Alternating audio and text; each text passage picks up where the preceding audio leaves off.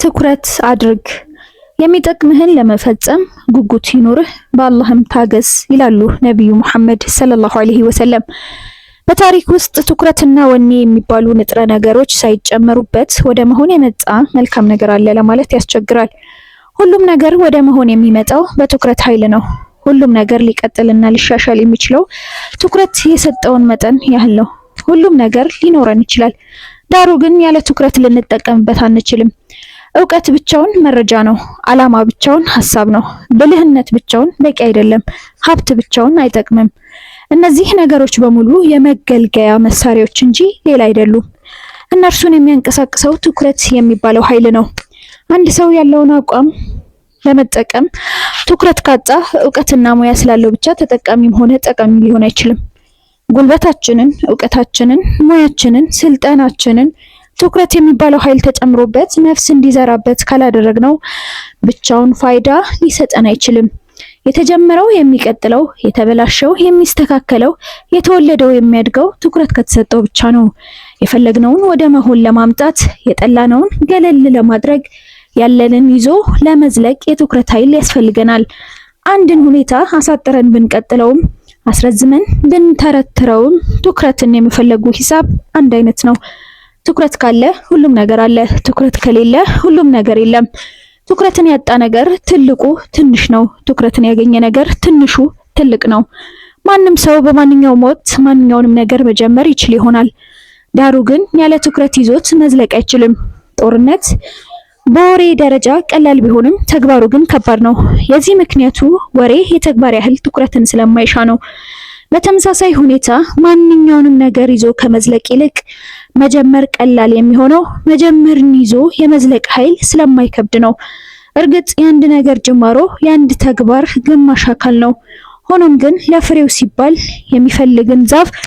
የሚፈለግን ዛፍ ችግኙ ተተክሎ ለታሰበለት ነገር ከመድረሱ በፊት የሚጨናገፍ ከሆነ የመትከሉ ትርጉም ምንድን ነው? ትኩረት የማድረግ ልምድና በጥልቀት የዳበረ የራስ ዕውቀት ያለው ሰው የማይታየውን የመንፈስ ዓለም ሳይቀር የመክፈቻ ክህሎትና ቁልፍ በእጁ ጨብጧል። ምክንያቱም ከመልካም ልማድና ትኩረት ውጪ ማንም ሰው ምንም ነገር ሊያደርግ እንደማይችል የታወቀ ነው።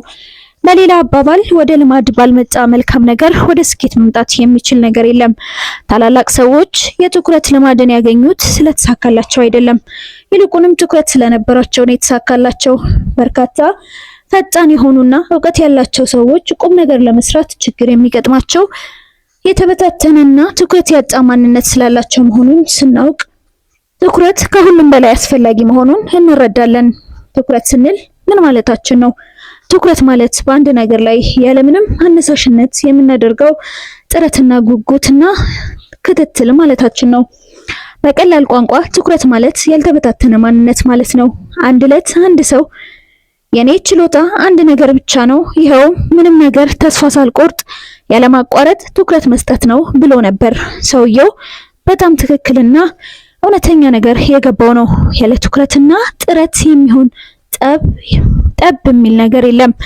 ታላቁ ቁርአን የገቡትን ቃል ትኩረት ሰጥተው ወደ መሆን ያመጡ ሙእሚኖችን አወድሷል። በመልካም ነገር ላይ ትኩረት ሰጥቶ መታገዝን አዟል። ትኩረት የተሰጠው ማንኛውም መልካም ስራ ክስረት እንደሌለበት ገልጿል። በእርሱ መንገድ ላይ ትኩረት ሰጥተው ጥረት የሚያደርጉ ሰዎችን ቀናውን መንገድ እንደሚመራቸው ቃል ገብቷል። በተጨማሪም የሰው ልጅ አእምሮ በባህሪው አብረው መሄድ የማይችሉ ከተለያየ ምንጭ የተቀዱና እርስ በርሳቸው መነጋገር የማይችሉ ነገሮችን በአንድ ጊዜ ትኩረት መስጠት እንደማይችልም ገልጿል። አላህም በቁርአኑ አላህ ለአንድ ሰው በሆዱ ውስጥ ሁለት ልቦች አላደረገም ብሏል።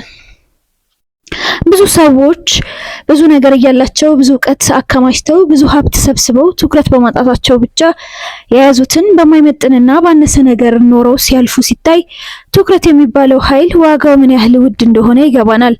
በአንድ ነገር ላይ ትኩረትን ሰጥቶ ጥረት የማድረግን አስፈላጊነት የአላህ መልእክተኛ ሰለላሁ ዐለይሂ ወሰለም በአስተምሮቻቸው ላይም ሆነ በዱዓቸው አስተምረውበታል። ደህና ከዋልክ ንጋትን አትጠብቅ፣ በሰላም ካደርክም ምሽትን አትጠብቅ። በጤንነትህ ወቅት ለበሽታ፣ በህይወትህ ጊዜ ለሞትህ የሚሆንህን ስንቅ በትኩረት ያዝ ብለዋል። ትኩረት የማድረግ ዋጋ ከፍተኛ መሆኑን ብናቅም የትኩረት ልማዳችንን የሚጋፉ ነገሮች በርካታ ናቸው።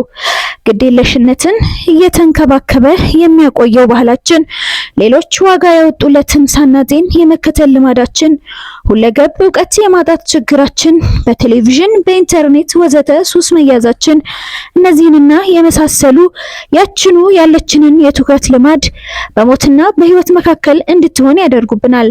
ትኩረት ከማጣታችን የተነሳም ለበርካታ ተግዳሮቶች እንጋለጣለን።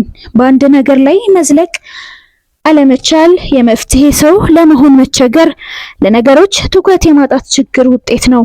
ችግሮቹን ለመፍታት የችግሮቹን ተቃራኒዎች መለማመድ ያስፈልጋል። እንዲሁም ምሳሌ የሚሆነንን ሰው ማግኘት ይጠቅመናል። ከሁሉም በላይ ግን የትኩረት ምንጭ ጥልቅ ኢማን፣ መንፈሳዊ ኃይል ማግኘት ስንችል ብቻ መሆኑን ማወቅ አለብን። የማጣትም ሆነ የመጎዳት ዋናው ምክንያት ግዴለሽነት ባህሪ ነው ይላሉ አሊ ኢብኑ አቡ ጣሊብ። በነገሮች ላይ ጥረት የማድረግን ያህል ትርፋማ የሚያደርግ ንግድ የለም ብለዋል። ታላቅ ሰው ማለት ከመምከሩ በፊት የተመከረና ከመቀስቀሱ በፊት የነቃ ነው ብለዋል ሁሴን ኢብኑ አሊ። አስቀድመህ መጥፎ ነገር እንዳይከሰት ማድረግ ከቻልክ ኋላ ላይ የሚመጣውን ችግር አሜን ብለህ መቀበል ግዴታ ነው ብለዋል። በሰው ልጅ አእምሮ ውስጥ በጣም ብዙ ችሎታዎች አሉ። ቢሆንም ግን ያለ ትኩረት ወደ መሆን መምጣት አይችሉም። ግዴለሽነት ባህሪ የስጋ ሲሆን ትኩረት ደግሞ የነፍስ ባህሪ ነው ብለዋል። ሴቶች እንደ ወንዶች ቢሆኑ ኖሮ ህፃናትን በደስታ እየቦረቁ አያድጉም ነበርም ብለዋል። ትኩረት የእምነት የፍላጎትና የጊዜ ጭማቂ ነው።